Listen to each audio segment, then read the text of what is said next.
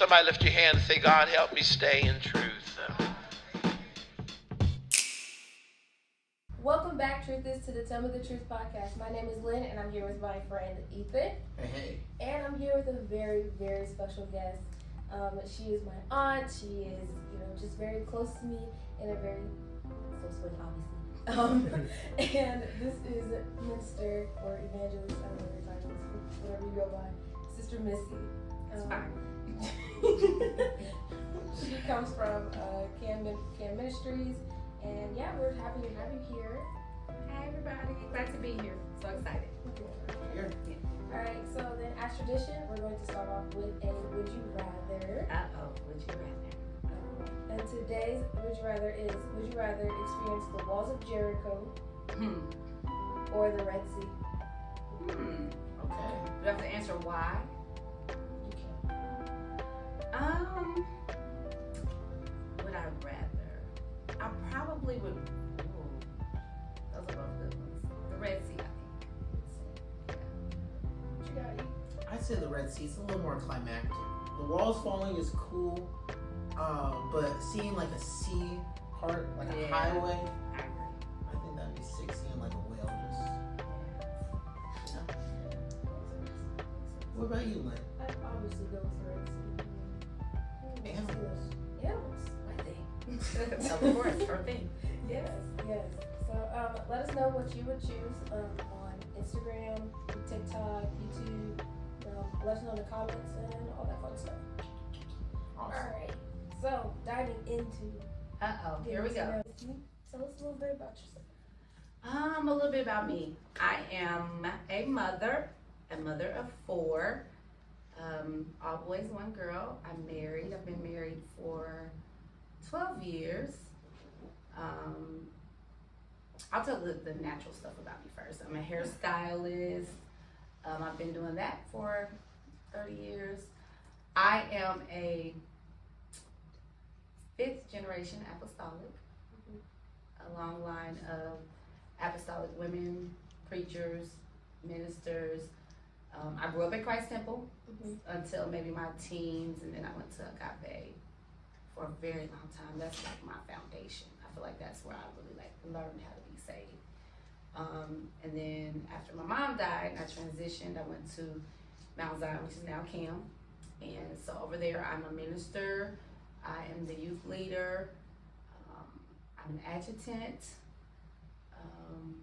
And I'm still Magnolia. What's a Magnolia? Oh, it's just this group of just us girls. It actually is a very good group of women, which your mother happens to be in. And I would say we are knitted together spiritually and naturally. We are covenant sisters. We pray together, we laugh together, we cry together. All of us are very different. So so we got our name from the movie The Still Magnolias. Have you seen it? I was gonna say, what is that? Have you seen it? What is the term? A Magnolia or not? No. It's you have to, well. I was you need born in to, 04. Oh, yeah. Well, yeah, you guys would know, but it's old movie. I want to say the 90s maybe, but it was a group of women that just had a friendship that was just super special. So it's it's got like Dolly Parton and people y'all wouldn't probably even know. Sally Fields. Julia Roberts. Yeah. Oh, Julia Roberts is on people know her. Netflix. Yeah. Watch it. So it's cool. It's just a great, wholesome, good movie about women and life and coming together. And I think a lot of times women are scared to be friends with other women that are successful and have their own life. And, I think what we represent is that you can be friends, you can be who you are, you can be successful, and there's no competition. There's no jealousy. It's just friendship. Sometimes a little, but, friendship. So it's a really important relationship for me, spiritually and naturally. So, yeah, that's about me in a nutshell. Okay. Do you do anything at camp? Yeah, youth leader, adjutant. What else do I do? Anything. My main thing is the youth leader. I'm an adjutant. I'm a minister there, but youth. That's my heart. That's my baby. That's my. And what's that look like? A week of a youth leader life? Ooh. All day Sunday, We have meetings Monday. Tuesday is youth Bible class. Wednesday is young adult Bible class. Sometimes we do things on the weekend. So kind of depending on, what's going on. So it's busy. A lot of emails back and forth about what's going on next, what's happening next. So we're, lunches with the younger people, the young adults. So Okay, and now when did you start being a youth leader? oh, now you gonna ask me a question I should know the answer to, but I don't. I've probably been the youth director. I've been a youth leader on the youth board basically since I got there, which has been now 15 years. But I've been the youth leader for probably maybe 6, no, probably more like 5, pre-pandemic. So yeah, about 5 years. Cool. So yeah, it's a lot of work. It's a lot of work. Okay. And I'm getting old, so it's time to. It's not getting old, but I just turned 49, guys, on Thursday. you're still younger than me. Yeah. Thanks, girl. I appreciate that. I'm sorry, y'all. I'm being me, so I'm just like. No, that's all right. We love it. Okay. It's very nice to meet you. I'm sure our audience are sharing the same. Okay, cool. So welcome to Hopefully, the Yes you guys Series. happy to meet me? Hopefully. Let's see. Welcome to our Yes Series. I'm sure Lynn's got some fiery questions. So Lynn.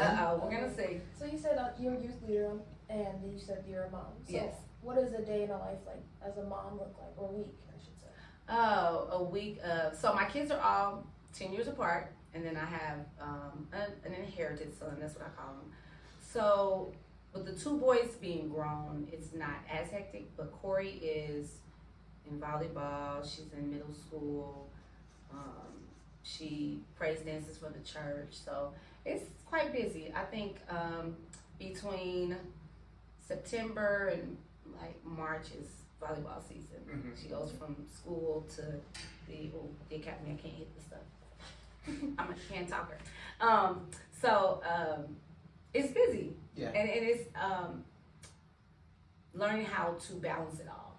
To be there for her and be a mother, but also know the assignment that I have and be able to be there for my church and as a leader and for the young people that I have the privilege of being a leader over. So it's work. It's a balance act. Yeah, balance. And I hear a word that you keep saying is busy. Yeah. And so I guess this is our Yes Series, and we just interview people and how Okay. they gave their yes to God. But why would you say yes to something if you're a mother of 4 and it's something that makes you busy, and if you're a hairstylist and you have all these obligations, what would make you want to say yes to something? I can't say I wanted to. I didn't have a choice. I think I say this often that when I turned 40, I had a moment. I was all over the place about turning 40. It was like a thought for me that if I lived to be 80, half of my life was over. And so I thought about all the things I had done prior to that, for me, for the things I wanted, for my family, personal things. And I told the Lord that whatever time I had left, I would give to Him. Now, granted, when I said it, I don't know that I really realized what all that would mean. But I didn't have a choice because I knew that it was what I had to do. Yeah. It was not a choice. It was I had to dedicate my life and give my yes to God with whatever that was. Because I had spent so much time doing everything else when I knew I should have said yes then. And I did some things that, church stuff or whatever, but I hadn't given a full yes. And so when I reached 40, I don't know. I don't know if it was God dealing with me or just that time that I was like, okay, it's time to do what He has for me to do. So. Okay. And so with that, did you grow up in church, or Yeah. did you get saved, or I want to know a little more. Oh. Before I set up another question. Oh, that's a lot. You know what? I'll be honest. We're talking about our yes. I actually got saved when I was very young. I was 11. Okay. And so I was saved for quite a while. And then, I went on about my way because I thought it was something was different or something was out there. And I think it's my testimony to young people that you don't have to go back out there because life will beat you up. and you'll go out there because you aren't grateful for how you've been raised and how you've been brought up. And so I had to go out there and get beat up a little bit and come back. And so now I've been saved for now, since 1997. So a long time. But I grew up in church. That's all I know. Yeah. That's all I know. I reference that because I've done a little bit of research Oh, goodness. on the Instagram, on the Facebook, on YouTube. I'm glad my Instagram is saved. I'm so glad. It is. I can verify. I've It's seen it. saved. And I watched your message from 2022 about the art of worship. I watched that through on the way here today. And you mentioned something about that old school holiness that you grew up with. Yeah. Like the not going to the movies. Oh, yeah. The, what else? Oh, no pants, no jewelry, no makeup. I always tell this funny story that when I see this picture of myself, I have on the cutest outfit. So I get to my shoes because we didn't wear our toes out. I had on sandals. So Yeah, I don't socks stop. and sandals, yeah. So, oh yeah, old school. But you know what? I appreciate how I grew up. You know, it has kept me grounded and level. And it's kept me out of some stuff I would have otherwise got into. Yeah. So, yeah, I grew up the old school way. It was a good way. Okay, I feel like I got a little more now, a little bit more knowledge. Okay, Lynn? Oh. Yeah, so you said that you're a mother, Mm-hmm. a wife, Mm-hmm. a youth leader, Yeah. and an evangelist. Yeah. Oh my God. Ooh, that sounds like a lot when you say it. Ooh. Hey, that's you. Stacked That's your life. portfolio. But yeah, so with all that, how do you continue to keep God first? Oh, you know what? That is a great question because I always say that you can be busy in church and not have a relationship with God. And so you have to really be strategic about how you put him first, because that is a lot. And that's probably not even all of my resume. I just started back school. I just started subbing, so along with still doing hair. So I have a lot to do. But I think because I really value my relationship with him, that I have to put that first. Because I know that if I don't stay close to him, sis right here is not going to be good. You know, all the things that we naturally would do, that our flesh would want to do, if I'm not close to the Lord, I mean, yeah. So I really, and I value my relationship with God, because I've been to the point where I've been busy working in church, but I did not have a relationship with him.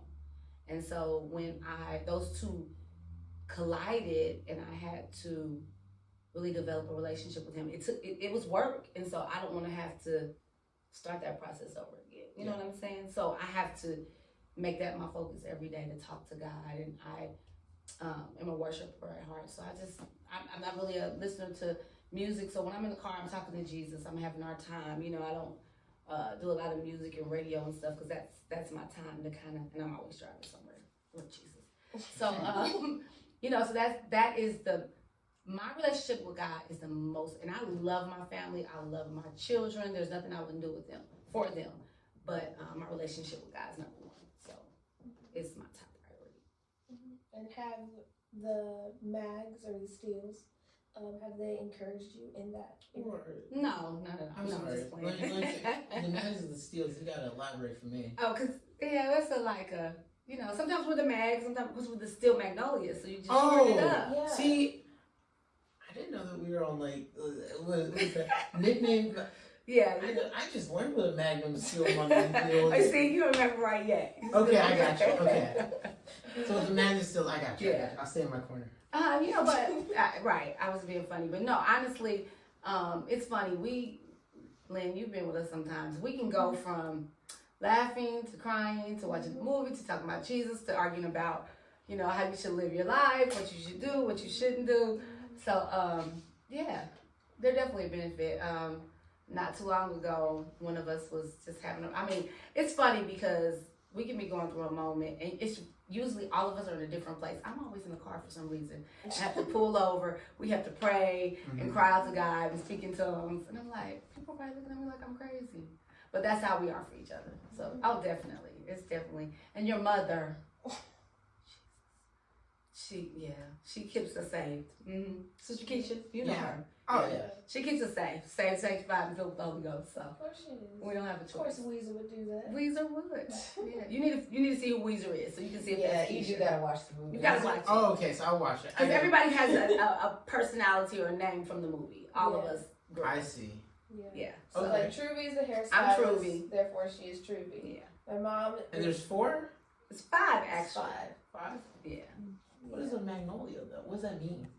Watch the movie. Okay, Yeah. I'll watch it. Actually, it's a flower, but it's like you need to watch it. Absolutely. But you get on the topic of friends, so it sounds like you've got great friends that hold you accountable Yeah. in terms of the Yeah. Steel Magnolias. Mhm. I said that right? Yeah, you did. Yes. You got it right. It only took like half a podcast. But in terms of like your friends, I guess, has there ever been a point where you've had to say yes to God where you had to feel alone? Because it sounds like you're very well connected with like your family and with your friends and that they support you. But I want to know about the inverse. Has there ever been a time where you're like, yes, but it's unpopular? Oh, absolutely. And to be honest, it seems like I have a lot of friends, but I really don't. Okay. I have that core group of friends and a few others, but I don't have a lot of friends. And I don't know if that's always good or bad, but I think for me, because I have to be able to trust you in my space and trust you where I am. So I don't have a lot of friends. I do have one friend that actually, we've been friends for like over 19 years. And no, actually we started being friends when we were 19. So it's been way longer than that, 30 years. And she's not saved. Mm-hmm. And so when we started our friendship, at that time I was not in church. And so when I got in church, I had to kind of not distance myself from that friendship, because we're still friends to this day, and she'll call me and we'll talk, but the things that I used to do with her I couldn't do anymore. And so it was hard to distance myself from that friendship and that relationship, because at that time I was coming back to church and I didn't know a lot of people. You know, I was newly restored and I didn't have friends. My mom was alive at that time, and so that was basically all I had, because I had to grow into where I was now at, this new place I was at in my life, and I had to give up. With her, we had a friendship, and it was like a whole group of us girls that we all, hung out together, we did stuff together. And so during that time, I was really trying to find where I fit in with God and with people. And so it was a lonely time for me. And sometimes now, even still, I'm a little closed off. Mm-hmm. And so there are times that I'm still kind of by myself with my thoughts and my emotions. And it can be challenging. Sometimes it's necessary and sometimes it's not. Sometimes it's self-inflicted and sometimes it's because of spiritually that's where I need to be. But it's definitely challenging. And in those moments are the times when you can draw nigh to, or I draw nigh to God to help me through that transition of kind of feeling by myself. Okay. So. Absolutely. Lynn, anything? With all that you've said, being a mom, being a wife, a youth leader, evangelist, and all that you've said, and with showing your commitment to all these things, this long process that you have now reached in your 49 years of life, what would you say to maybe I'll just pick an age, maybe 15, 16, what would you say to yourself then? That is, well, let me go back. I would start with saying, when I was young, at Christ Temple, I think most people know Mark Moore Jr. He's a very well-known young Good the name. pastor. Well, his grandfather was my pastor when I was at Christ Temple. And he had a uncle, and he came up to me when I was maybe 11 or 12 and said, "You're gonna preach the word one day." And I looked at him and I was mad. I was mad because that's not what I wanted. That's not what I wanted to do. That's not how I wanted to, that just was not what I wanted. And I think from that moment on, because I did not embrace it, I actually literally did not like him after that. Was avoid him. I was like, I hate him. Because as a kid, I'm like, I don't want to be told. First of all, I wasn't a lot of young women preachers at that time. And I understood from how I grew up what that meant. To be a preacher, to be, God's chosen vessel. I knew what that meant. I didn't want that. And so from that point on, I think in my mind, I rationalized that I would run the total opposite way. Do whatever I could to get away from that preacher, that person, that, vessel. And it sent me down a path of, like I said, from being saved at an early age to deciding that's not what I want. And kind of when I said earlier how the world will chew you up and spit you out, that's what I meant by that's what it did to me. Because I wanted to be so far away from church and being a preacher and being a minister that, I tried to fit in with the world, do what they do. And I ended up pregnant at 15. Now, mind you, my mother was an evangelist. She was a church trustee. She was the superintendent over Sunday school. And that was, my son now is 33. That was 33 years ago. It was rare to see a young girl. It should still be rare now. It's not. God help us. But you didn't see it in the church. And you definitely didn't see it. You definitely didn't see it in the church, but you didn't see it as, it's not as prevalent. It wasn't as prevalent then as it is now. So imagine a 15-year-old girl growing up in church. That's all she knows. Imagine her mother having to deal with what that looks like. And I'll get emotional when I say this, but my mother's not alive anymore, but years later, she says to me, I had to really pray and ask God to help me love you. And it was odd to me because I didn't feel that. I didn't know how much it hurt her and embarrassed her. And she said, I didn't want you to come to church with me. I didn't want you to come to my job. She was a vice president of her company. She was like, I didn't want people to know. And it showed me several things, the love of God, the love of a parent, that I didn't feel that. I never felt like she was mad at me or didn't love me or maybe even hated me. Maybe she was a saint that had to pray for God to take that out of her, but I never knew that. I never sensed that. And so, I that part of my life it's my testimony, it's my story, but it's also relevant to who I am as a person now, how I can relate to people, because usually a 16-year-old girl ends up on welfare.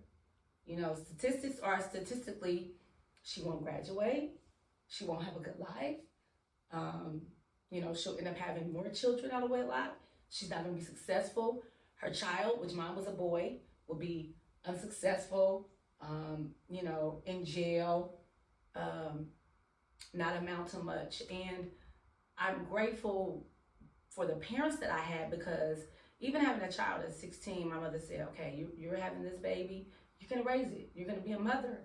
And I had to be a mother, and I had to give up being a teenager and doing the things that my friends did.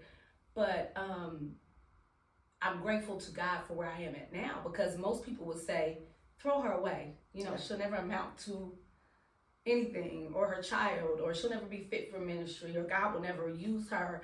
And it's be over. It's over. That's basically, what proceeds after that. And my after that has been so different. And, I'm grateful to God, because I like to tell young women that just because you mess up doesn't mean that's the end of you. That's not who you have to be. My son graduated from college. I'm not on welfare. I've had my own business for years. He hasn't been to jail. He doesn't have a whole bunch of kids out of marriage. He's actually just now getting ready to have his first baby at 32. And I remember when he, okay, sorry, but when he graduated from college, and I looked at, my mother was deceased by then, but she was an amazing grandmother. I looked at him and I thought about how far we had come and what God had allowed us to be as a couple, because, you know, usually when you're young, and his father wasn't around. His father actually got killed when he was 3. And so it was just him and I was a child, raising a child. I was growing up as he was growing up. But I thought about how, and even a portion of his young life, I was not saved. I think I got saved when he was maybe 5. And I thought about how God had allowed us to beat every odd that was placed on us as a directive or as a result of the mistake that I made. And I thought, okay, here I am saved now. I'm a leader. You know, I'm successful to a degree, you know, in my life and in my work. And all the things that the world said I would be. Because of God, I was none of those things. And at his graduation, I thought that I was gonna, you know, just cry and but I was so grateful. I was just like, God. And it's funny because he went to a Catholic school, and one of the services that they gave was you had to take communion.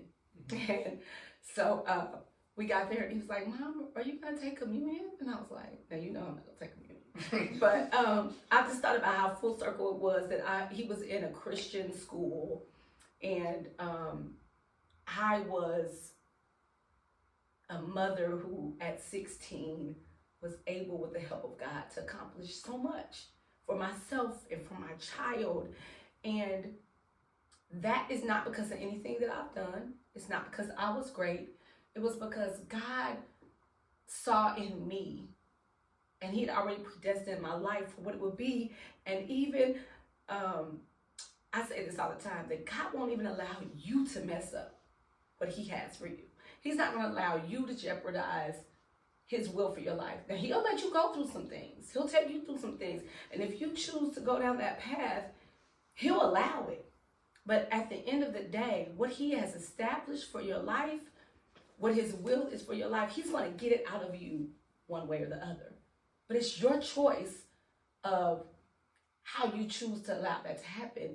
And I took the hard road. You know, I'm just going to be honest. I took the hard road. I'm grateful now for the hard road. I don't want anybody to have to go my road, but it was my road that I had to take to appreciate the minister, to appreciate the call that was on my life, to not run from it, to not be scared of it. So I said all that to say, I would tell my 16-year-old self, don't run from who God has called you to be. Because in doing so, you take yourself down a road that you can't handle. And that God has to come in and intercede and cover you because you chose to go your own way. And I would tell my 16-year-old self, it's okay to be saved. It's okay to be called. It's okay to be chosen. And that you can do it. You know, I think that we limit ourselves because we don't see ourselves as God sees us. And that's one thing I am trying as I endeavor to be in ministry and be a leader, to see myself how God sees me, because it's not my anointing. It's not my gift. It's not my call. It's his. And so the only thing that I'm doing is taking his call, covering it, protecting it, and doing what he has set out for me to do. It's not mine. I don't make the decision of who I get to be. I don't get to make the decision of who I get to become. I am who God predestined me to be before I was even in my mother's womb. And for so long, I was scared of that. And I say all the time to young people, don't be scared of who God called you to be. Don't be like me and take years to finally accept it and to walk into it. And I know this is my path, and so I kind of say this, not really meaning it, but this is the natural side of me. I could be so much further along, but I know this is where God has for me to be right now. But as young people, accept who God has called you to be. Walk in it. Be confident, godly confident in it, because, you know, we have a tendency to decide who we want to be, and that's not our decision to make. And so my 16-year-old self would be, girl, just be who God called you to be. Don't be scared. Don't be afraid. Because sis, if you are, you're going to go down a path that you want to go down. And I'm grateful for my journey, but it hasn't been easy. And somebody else may not be as strong as me. But if you get here, you don't stay. You know, if you are that young lady that gets pregnant at 16, or, you know, you make a mistake, or you mess up, or you fall short of God's will for your life, that's not where you stay. That's not who you become. You don't have to become a sinner now because you made a mistake. You get up, you repent, you dust yourself off, you get restored, and you go on and you live your life. And you just do it. So, y'all forgive me for crying. Y'all make me get all emotional. But when I think about my journey, it's you know, a long way. And at 16, it seemed like life was forever. And now I'm 49. You know, at 16, I thought life would always be hard, always be bad, always be rough. That I would never get to this point where I'm at now. 33 years later, here I am. 16 isn't the end. No, it's not. 16 is the end. 17, 18, 19, wherever you are, wherever you're at in your life, in your journey. And it's not where you're going to always be, you know? Yeah. It won't always be like how it is now. If you're depressed or you're upset, or, you know, you feel like school's not working out for you, or you don't know who you want to be, spiritually or naturally, you won't always be in this place. You won't always be feeling low or feeling like you don't know who you are. It is God's will for us to just be who he's called us to be. And he's going to get it out of us one way or the other. So take the high road, the good road, the easy road, the light road, or take the hard road. I'd admonish you to take the easy road. Just say yes. Just say yes. Just say yes. And you know, I hadn't had the pleasure yet of meeting you prior. Yeah. But what I can say is one of the best compliments, I think, that compliments to what God does in people that I hear at our church is that when I met you, I didn't know you'd been through that. Mm-hmm. And I think that's a compliment to you and your consistency, but also to God, most importantly. Yeah. That it's the old classic statement that you don't look like what you've been through. And that's true. It is. We use it as cliche, but it is true. No, it's beyond. It's so true, especially right now. And so I don't know if Lynn has any other questions. I don't know. I don't really have any other ones, but I'd like to make a statement and say that I appreciate the truth that you've given, the yes that you've given, the vulnerability, and that I choked on my thought, but I'm gonna edit that. But maybe not. But absolutely, yeah. I just want to say thank you, especially for coming. I don't know if she has any more questions. And I don't appreciate y'all making me cry. I don't appreciate. Blame Lynn. You know, Lynn, that's your fault. The Magnolias now. I don't want to. Yeah, but you know, I do want to say that I love what you guys are doing, and I think it's important that this age group has a voice to hear. I think one of the things that I wish I'd had more of at my age group was somebody to be honest with me. Yeah. And to be transparent with me and to be there for me. You know what I'm saying? I don't think sometimes we understand the importance of how much young people need somebody, I ain't gonna say older, that can relate to where they've been. Because a lot of times we feel like, oh, they don't understand because they haven't been through anything. But it's not because of that. It's just because we haven't been transparent. Transparency has a place and a limit, because there are some things that I could tell you a whole bunch of things. That's just one story. And there's some things that I probably will never tell, you know, about my life and where I've been at. But there are some things that in the right atmosphere, space, or time with the right person, it would be needed. And I think that as my generation, because now we are the generation that is, I see the mothers and the, you know, generation before us, they're leaving. Absolutely. And so we are, my generation, we are those people, and we have to be able to be transparent and open, but still righteous and holy with it, so that young people understand that, you know, we're saved. We haven't done everything right, but we're striving for perfection, because that's the goal, is perfection.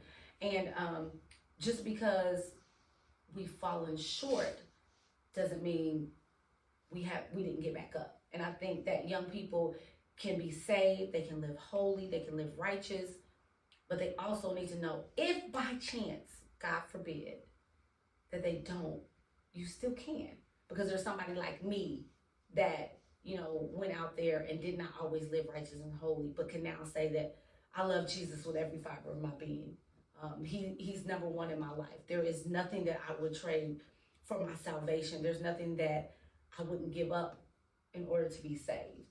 And so I think that transparency is important in arenas like this, in shows like this, for young people to know. Because, you know, being saved it is a lifestyle. Yeah.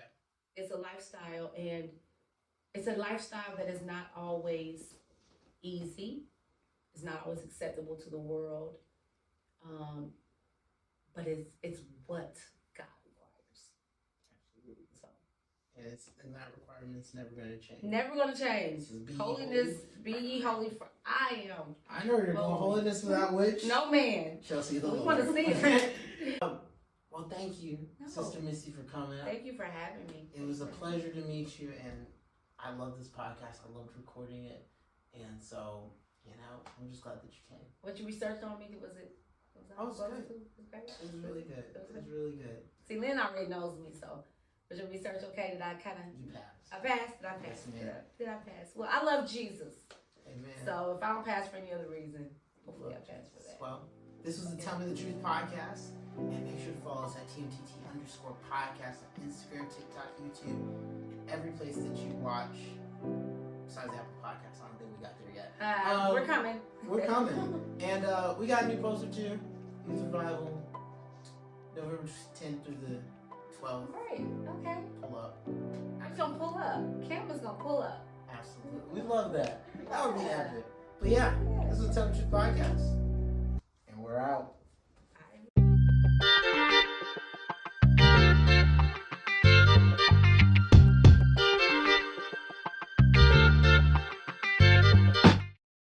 Truth. It'll take you from the start to the finish line if you just stay in truth.